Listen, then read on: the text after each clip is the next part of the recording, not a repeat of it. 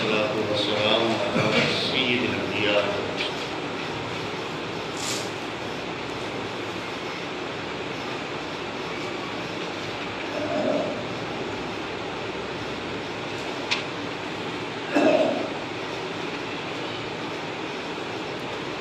قال الله تبارك وتعالى في القرآن الكريم صم بكم عمي فهم لا يرجعون آمنت بالله صدق العظيم ونحن على ذلك لمن الشاهدين والشاكرين والحمد لله رب العالمين إن الله وملائكته يصلون على النبي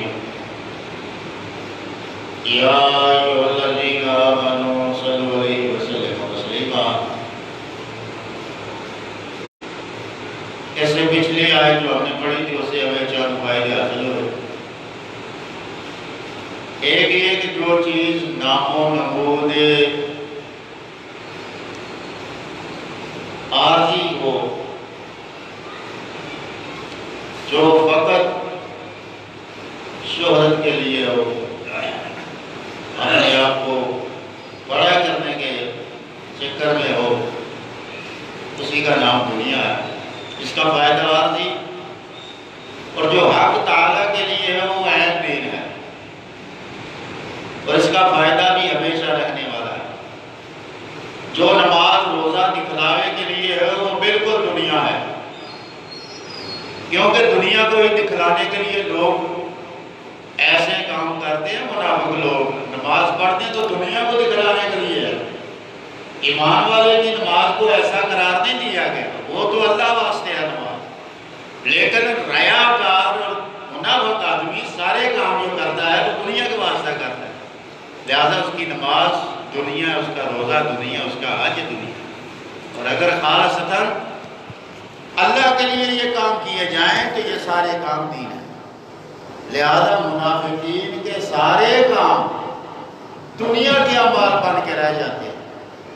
اور دوسرا یہ کہ کوئی شخص ان اعمال پر بھروسہ نہ کر بیٹھے جب تک کہ اس کو خاتمہ بالخیر میسر نہ ہو جائے. اصل بات وہی ہے جو میں نے کہی تھی کہ خاتمہ بالخیر اگر ہو جائے، ایمان پر اگر خاتمہ ہو جائے تو اس سے بڑھ کے کامیابی کوئی نہیں. یہ اللہ تعالیٰ کی توفیق ہے کہ ساری عمر اللہ اللہ کرتا رہے اور اللہ اللہ کرتے دنیا سے چلا جائے، کمال ہو گیا. اور اگر کوئی ساری عمر معصیت میں ہو، گناہ میں ہو، اور آخری وقت اللہ تعالیٰ اسے ہدایت عطا فرما دے، کلمے کا نور اس کی زبان پہ جاری ہو جائے، تو یہ بھی بڑی بات ہے. اصل معیار، اصل بات ہے کہ تمہارا خاتمہ کس بات پر ہو. الاعتبار بالخواتم. لہذا کسی کو بھی ان اعمال پر بھروسہ نہ کرنا چاہیے جب تک کہ اس کو خاتمہ بالخیر میسر نہ ہو. ایک آدمی کہتا ہے اب خیر ہے، میں نے 40 سال نمازیں پڑھی، ابھی تو تیرا وقت آنے والا ہے، ابھی تو اس رستے سے تو گزرنے والا ہے. ایک کہتا ہے میں نے 50 سال روزے رکھے ہیں، رمضان کا روزہ نہیں چھوڑا، اب خیر ہے. یہ خیر والی بات تب بھی ہوگی جب خاتمہ بالخیر. اس لیے اس سفر میں ایک لمحے کے لیے بھی کوتاہی نہیں ہونی چاہیے. اللہ. اور یہ بات بھی یاد رکھیں کہ ظاہری اعمال قالب ہیں اور نیت اخلاص مثل قلب کے. دیکھیں یہ وجود ہے نا، یہ قالب ہے. یہ سمجھے ظاہری اعمال ہے، اور نیت دل ہے، اور دل کے بغیر یہ سارا وجود کچھ بھی نہیں ہے. اس لیے اپنے اعمال کرتے وقت اپنی نیت اچھی رکھیں، صاف. اگر دل میں نماز نہیں ہے تو زبان سے کیا کہو گے؟ دل میں نیکی نہیں ہے تو کیسے کرو گے؟ اصل یہ ہے کہ اس قالب کا اگر قلب تمہارے موافق ہے اور یہ دل مان بیٹھا ہے کہ میں مصطفیٰ کا غلام ہوں، تو بیڑا پار. پھر اللہ تعالیٰ نے کیونکہ منافقین کی بات کی ہے اور بڑی کمال کی ہے کہ قرآن پاک کی آواز میں مسلسل اللہ تعالیٰ سے مضمون کو بیان فرما رہے ہیں. اللہ فرماتا ہے بہرے، گونگے، اندھے تو پھر وہ لوٹنے والے نہیں ہیں، پھر وہ پلٹنے والے نہیں ہیں۔ پچھلی آیت سے اس کا بڑا گہرا تعلق ہے، یعنی پچھلی آیت میں فرمایا گیا کہ منافقین ان لوگوں کی طرح ہے جو آگ جلائیں، اس سے فائدہ حاصل کریں، نفع حاصل کریں، اس سے روشنی حاصل کریں، لیکن جب وہ آگ بجھ جائے تو پھر اندھیرا ہی اندھیرا ہے، اور وہ اپنے اندھیرے میں بھٹکتے پھرتے ہیں۔ دوبارہ جلانے کے لیے ان کے پاس کوئی ذریعہ سبب نہیں ہے۔ کیا مطلب؟ ایمان سلب ہو گیا اور نور ایمان سے ان کو محروم کر دیا گیا ہے۔ اب وہ کفر کی، ضلالت کی، منافقت کی تاریکی میں ڈوبے ہوئے ہیں۔ اب فرمایا جا رہا ہے کہ جب دنیاوی آگ بجھ جائے تو صرف آنکھ بیکار ہوتی ہے۔ دیکھیں، آپ کی آنکھ دیکھ رہی ہے، اور رات کے وقت آپ کو ایسے نظر آتے ہیں جیسے دن کو آتے ہیں۔ گٹا ٹوپ اگر اندھیرا چھایا ہو تو آنکھ وہی ہوتی ہے جو روشنی میں کام کر رہی ہوتی ہے، لیکن جو ہی اندھیرا ہو جائے آنکھ بیکار ہو جاتی ہے۔ پھر انسان کو کسی چیز کو دیکھنے کے لیے مصنوعی روشنی کا انتظام کیا جاتا ہے یا چاند کی روشنی کا انتظار کیا جاتا ہے۔ یہ سیاہ اندھیرے میں بیکار ہے۔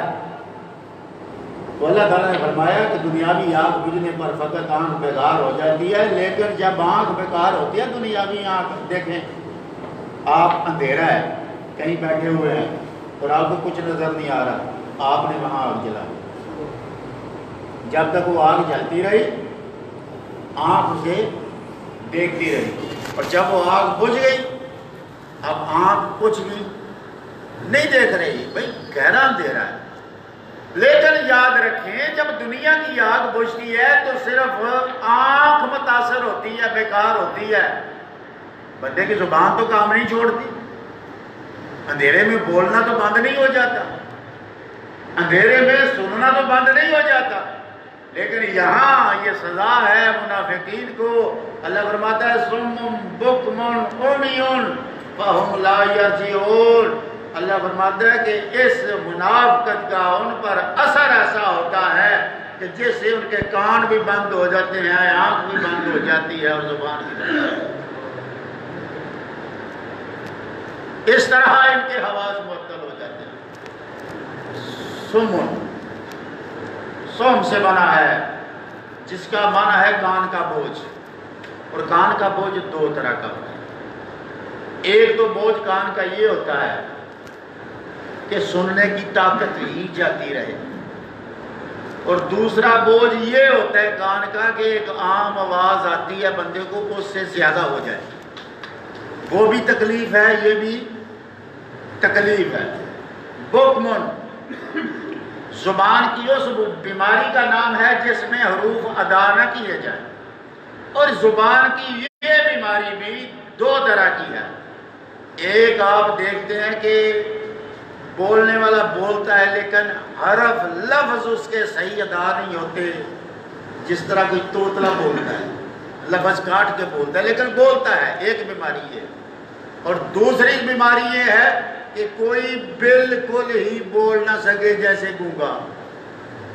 پھر اس کے بعد ہے آنکھ کی بیماری، یہ وہ بیماری ہے جس میں بینائی بالکل جاتی رہتی ہے، جسے اردو میں اندھا پن کہتے ہیں۔ اس کی بھی دو قسمیں ہیں، ایک ہوتا ہے پیدائشی اندھا، یعنی وہ پیدا ہوئے ماں کی کوکھ سے ہی اسے روشنی نہ ملی، جس کو عربی میں عمیون کہتے ہیں۔ اور دوسرا اندھا وہ ہوتا ہے جو پہلے دیکھ رہا ہوتا ہے، انکھیارا ہوتا ہے، آنکھوں والا ہوتا ہے، بعد میں اندھا ہوتا ہے۔ گویا زبان کی بھی دو بیماریاں، کان کی بھی دو بیماریاں، اور آنکھ کی بھی دو بیماریاں، یہاں آخری معنی مراد ہیں۔ اور پھر اس کی بھی دو صورتیں ہیں، ایک تو یہ ہے کہ سرے سے آنکھ ہی نہ ہو، اللہ کی قدرت ہے، سرے سے وہ آنکھ ہی نہ لگائے، جسے عربی میں تمس کہتے ہیں، اور دوسرا یہ ہے کہ آنکھ ہو تو صحیح مگر اس میں روشنی نہ ہو، یہاں آخری معنی مراد ہے کہ آنکھ ہے لیکن اس میں روشنی نہیں، دیا ہے لیکن جلا ہوا نہیں، چراغ ہے لیکن بجھا ہوا ہے، یہاں یہ معنی مراد ہے۔ خیال رہے کہ اس بیماری کی کل 4 قسمیں ہیں جن کا تعلق آنکھ سے ہے۔ اومیون تومسن امہ جس کے معنی ہے دل کا اندھا ہونا، یعمہون اسی سے بنا ہے، اور اس جگہ اومیون سے مراد آنکھ اور دل دونوں کا اندھا پن ہے۔ کمال کی بات ہے، اللہ تعالیٰ فرما رہا ہے اومیون بولتے ہیں، کیا مطلب ہے کہ انہیں حق کا رستہ نظر نہیں آ رہا، انہیں پتہ ہے یہ قرآن ہے، انہیں پتہ ہے یہ عالم دین ہے، انہیں پتہ ہے یہ مسجد ہے، انہیں پتہ ہے یہ مدرسہ ہے، انہیں پتہ ہے یہ حق ہے، یہ سچ ہے، لیکن اس کے باوجود آنکھ اس کی حقیقت کو تسلیم نہیں کرتی، دل مانتا ہی نہیں ہے۔ تو یہاں اومیون سے مراد آنکھ اور دل دونوں کا اندھا ہونا ہے۔ خلاصہ تفسیر یہ ہے بھائیوں کہ مسلمانوں کو یہ امید تھی کہ شاید منافقین کبھی ہدایت پر آ جائیں، اس لیے ان کو ہدایت پر لانے کی کوشش بھی کرتے رہے لیکن اپنی ناکامی پر رنجیدہ ہو گئے۔ اللہ تعالیٰ نے مسلمانوں کے اس رنج و غم کے یہ کوشش کرتے رہے، منافق اپنے رستے پر کھڑے رہے۔ جس کی کوشش کرنے والے مسلمانوں کو تکلیف ہوئی تو اللہ تعالیٰ نے ان کا رنج و غم دور کرنے کے لیے ارشاد فرمایا کہ اے ان کو واپس پلٹانے کی کوشش کرنے والوں، یہ آنکھیں رکھتے ہیں دیکھ نہیں سکتے، یہ زبان رکھتے ہیں حق بول نہیں سکتے، اور یہ کان رکھتے ہیں سن نہیں سکتے، لہذا تمہارا سنانا انہیں بے سود ہے۔ اللہ تعالیٰ عمل کی توفیق عطا فرمائے۔ تم دے پاک الصلاۃ والسلام علیکم، الصلاۃ والسلام علیکم یا نبی اللہ، الصلاۃ والسلام علیکم یا شفیع النبی وعلی آلہ وصحبہ یا رحمۃ للعالمین، الحمدللہ رب العالمین والعاقبۃ للمتقین، والصلاۃ والسلام علی سید الانبیاء والمرسلین وعلی آلہ وصحبہ وذریہ ذریۃ من مولا کے تیری بات ہے بے کس پناہ میں حاضر ہوئے، ان کی حاضری قبول فرما، بیٹھنے والوں پر سننے والوں پر کرم و فضل فرما، ہماری رکاوٹیں دور فرما، حاسدین کے شر سے محفوظ فرما، نفس امارہ کے شر سے محفوظ فرما، شیطان لعین کے شر سے، شریر انسان کے شر سے محفوظ فرما، منافقوں کی منافقت سے محفوظ فرما۔ یا اللہ اپنے حفظ و امان میں ہمیں جگہ عطا فرما، ہمارے رزق جان مال کی سطح کی حفاظت فرما، آنے والے وقت کی آسانیاں عطا فرما، بیماروں کو صحت عطا فرما۔ یا اللہ ہمارے رزق میں برکت عطا فرما، اور خاتمہ بالخیر فرما، والدین کی توفیق فرما۔ صلی اللہ علیہ